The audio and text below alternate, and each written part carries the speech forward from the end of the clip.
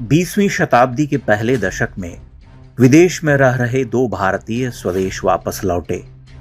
तब किसी को कल्पना नहीं थी कि यही दोनों अगले 100 वर्ष की भारतीय राजनीति का आधार बनने जा रहे हैं। पहले विनायक दामोदर सावरकर, जिन्हें भारत आते ही 50 साल के लिए काला पानी की सजा देकर अंडमान भेज दिया गया, और दूसरे मोहनदास करमचंद गांधी, जो दक्षिण अफ्रीका से लौटे थे।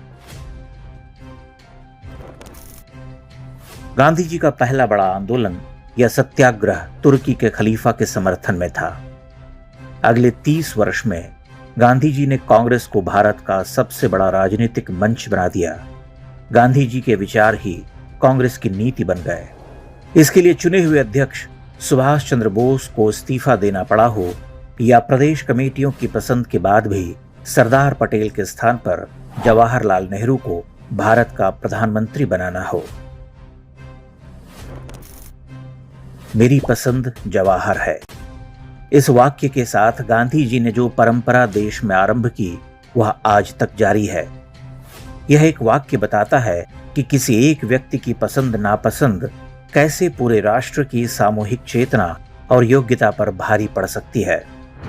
पत्रकार प्रखर श्रीवास्तव की बेस्ट सेलर पुस्तक हेराम में इस इतिहास के बारे में विस्तार से बताया गया है। गांधी की वही परंपरा इंदिरा, राजीव, सोनिया और अब लगातार 3 लोकसभा चुनाव में हार का मुंह देख चुके राहुल गांधी तक पहुंच चुकी है।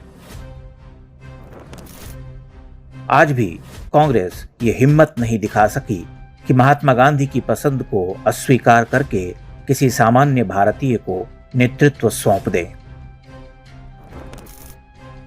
वर्ष 1910 से 1937 तक अंडमान की सेल्यूलर जेल और नजरबंदी में जीवन के 27 वर्ष बिताने वाले सावरकर को गांधी जी की तरह अवसर ही नहीं मिला कि उनके विचारों को देश जान और समझ सके। जीवन का बड़ा भाग काल कोठरी में ही बीत गया, लेकिन उनकी विरासत नष्ट नहीं होने पाई। गांधी जी की वैचारिक यात्रा मेरी पसंद जवाहर है से शुरू होकर राहुल गांधी तक पहुंचते पहुंचते हांफने लगी।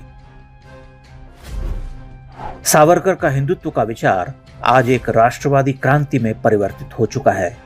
यही विचार असाधारण संगठन क्षमता वाले नेताओं की पूरी पीढ़ी तैयार कर रहा है। यह अटल बिहारी वाजपेयी, लाल कृष्ण आडवाणी, नरेंद्र मोदी, अमित शाह, योगी आदित्यनाथ से होता हुआ उन अनगिनत चेहरों तक जाता है जो भविष्य में हिंदू केंद्रित राजनीति का ध्वज थामने को तैयार है।